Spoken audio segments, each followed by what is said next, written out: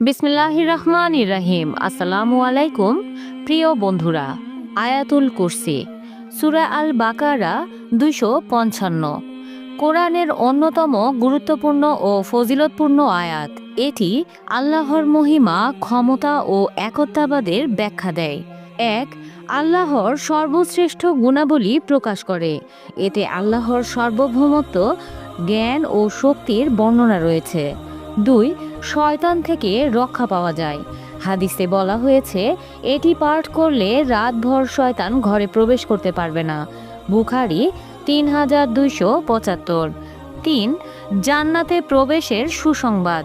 কেউ যদি প্রতিদিন 5 ওয়াক্ত নামাজের পর আয়াতুল কুরসি পাঠ করে তাহলে তার জান্নাতের প্রবেশ নিশ্চিত।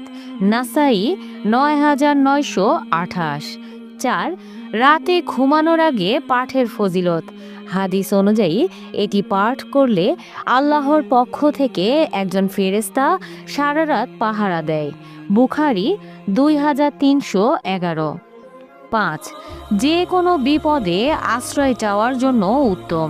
বিপদের সময় এটি পাঠ করলে আল্লাহর রহমত ও সাহায্য লাভ করা যায়। প্রিয় বন্ধুরা, আয়াতুল কুরসি ইসলামের অন্যতম শক্তি ও ফজিলতপূর্ণ আয়াত, যা আল্লাহর একত্ববাদ ও অসীম ক্ষমতার প্রকাশ করে। নিয়মিত পাঠ করলে আত্মার প্রশান্তি, নিরাপত্তা ও জান্নাতের সুসংবাদ নিয়ে আসে। ভিডিওটি ভালো লেগে থাকলে অবশ্যই আমাদের সাথেই থাকবেন। পরবর্তী ভিডিও দেখার আমন্ত্রণ জানিয়ে আজকের মতো এখানেই বিদায় নিচ্ছি। ভালো থাকবেন, সুস্থ থাকবেন এই প্রত্যাশায়। আল্লাহ হাফেজ।